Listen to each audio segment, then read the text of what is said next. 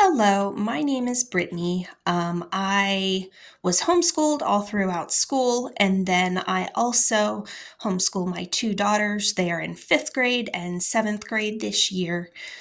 All of my homeschooling experience comes from the state of Pennsylvania, which is one of the strictest as far as homeschool laws go in my country. And I find that there's a lot of resources available for people who are maybe their children are in like preschool or something like that. There's lots of lesson plans and resources available for you. But whenever you get to higher grades, it seems like it's a little bit lacking and you kind of just have to figure things out as you go along. So I kind of wanted to add to that conversation and kind of come alongside and maybe help you with your lesson plan. I'm going to be going through my fifth graders lesson plan with you this year and showing you kind of how we sort of organize that. So first of all, in the state of Pennsylvania, you're required to have, you can either have, there's an hour requirement of so many school hours. I can't remember the exact number off the top of my head, but you can also do 180 days, 180 school days. And that is usually what I opt for. I kind of don't follow a reading curricula program.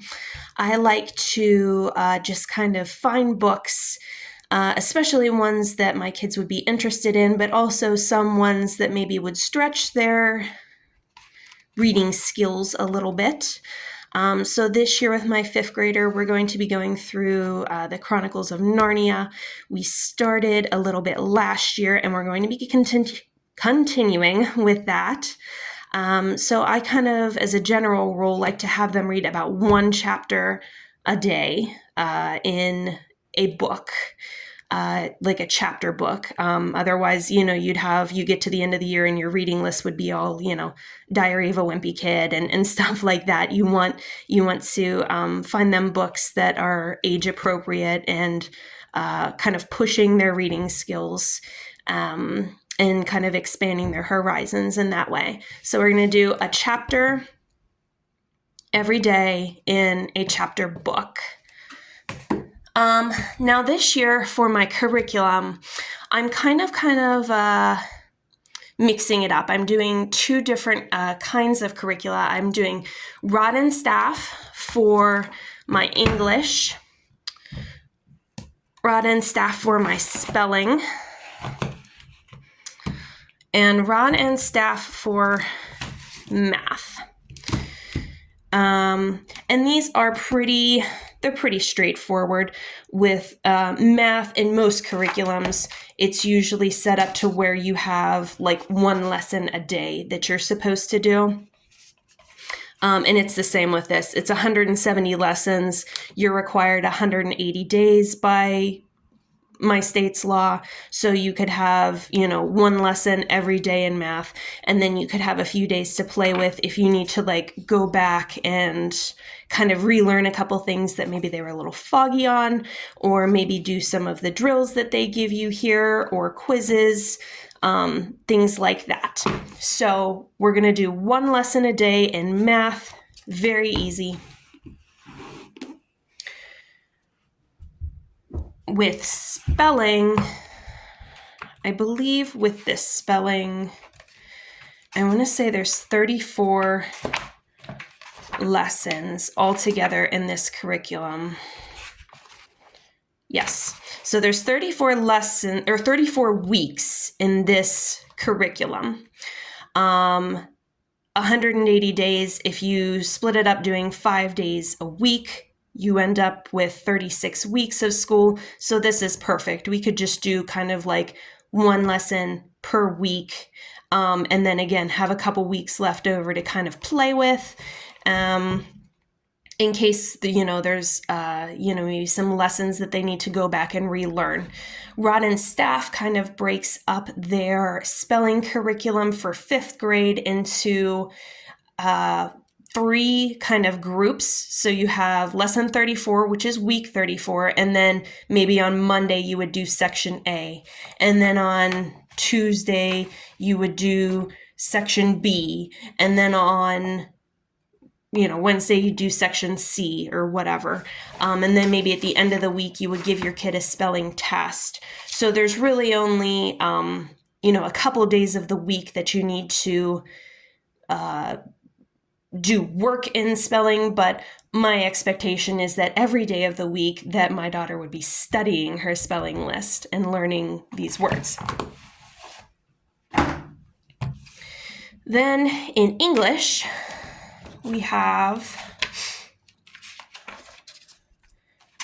there is 119, so we'll say 120 lessons in this. We're doing, remember, we're doing 36 weeks of 5 days a week to get that 180 days. So for all intents and purposes, we would only have to do about 3 lessons a week to finish up this curriculum in 36 weeks. I might push the first few weeks for 4 lessons a week, just because usually the first few lessons are they're kind of just reviews anyways. Like obviously by 5th grade, you know what a complete sentence is, you know what a predicate is, and things like that. But 3 lessons a week in English. And then this curriculum also comes with worksheets besides that you can purchase. And I have.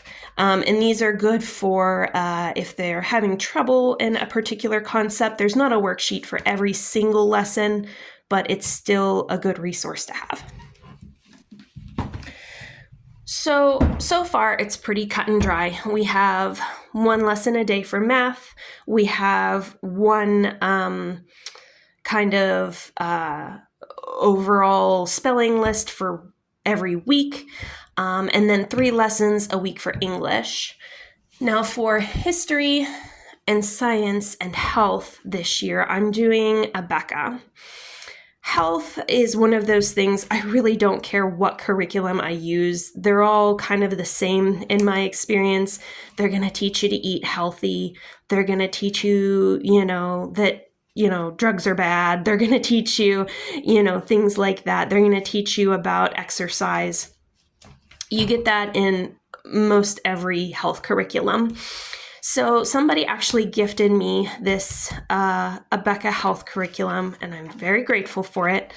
I kind of went through, and it seems like every section is kind of broken up into these little chapters, but the chapters are all very short. There's one that's, 3 pages long, and then there's another that's 3 pages long. Very doable for a 5th grader to read 3 pages a day.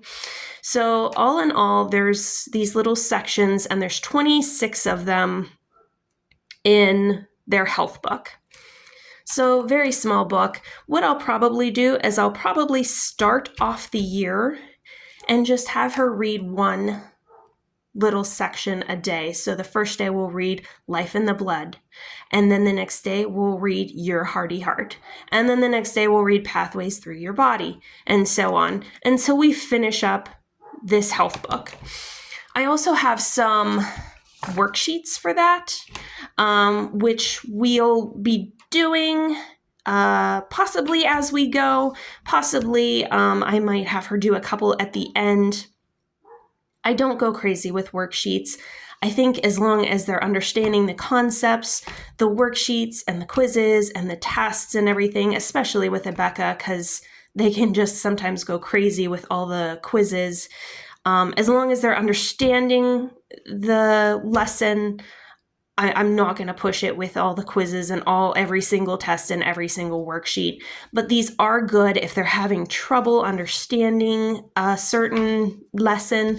And they're also good because in the state of Pennsylvania also, you're required to keep a portfolio showing samples of your work that you do throughout the year, and have a licensed evaluator go over that, just to make sure that you're teaching your kids what you actually say you're teaching. So probably a good thing. So we like to do quizzes and tests and worksheets to have in our portfolio, so that, our educator who goes over this at the end of the year with us knows we're doing what we say we're doing.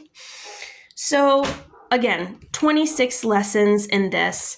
Now, it's the same, it's kind of set up the same with Abeka, science, and history. And by the way, even though we're in 5th grade this year, I kind of looked at the 5th grade curriculum, and I feel like we can do the 6th grade curriculum with science and history in Abeka. They're kind of, in my opinion, they're kind of simplistic. We're actually not going to be doing Abeka science and history for the next few grades, just because I don't like them very much. But regardless, so we're doing 6th grade science this year, and they're split up into these little sections here. Again, only a few pages per section. So my thought is, once I'm finished with my 26 lessons here, we're going to go on and we're going to do all 53 little sections in science. And that will be our next semester.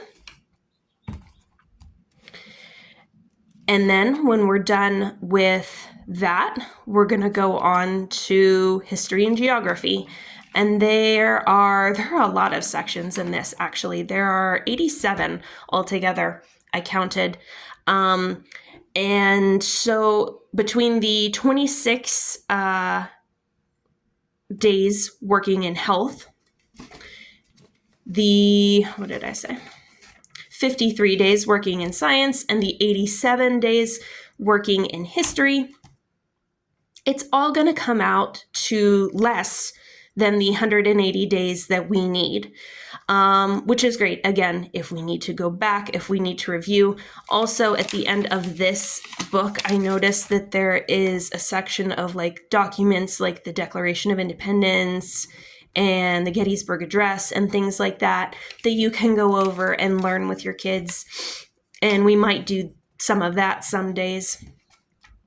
And again, because it's Abeka, we've got books of worksheets and books of quizzes and books of tests and books of maps that we can also be working on those days whenever we're all out of stuff to read.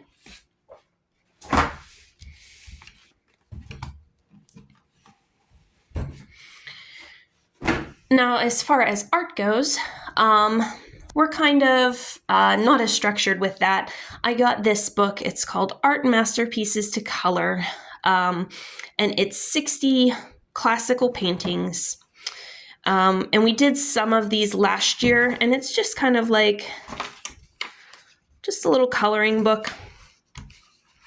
And then in the back, they have what the original painting looks like, and then they have who painted it and a little story about the artist or about the painting that you can kind of read over with your child. So I like to, kind of rip these out, and then my daughter can color them while I'm reading her the story, and she can either, I'll tell her to either make it look just like the painting originally did, or I can tell her, you can make it creative how you would want to make it.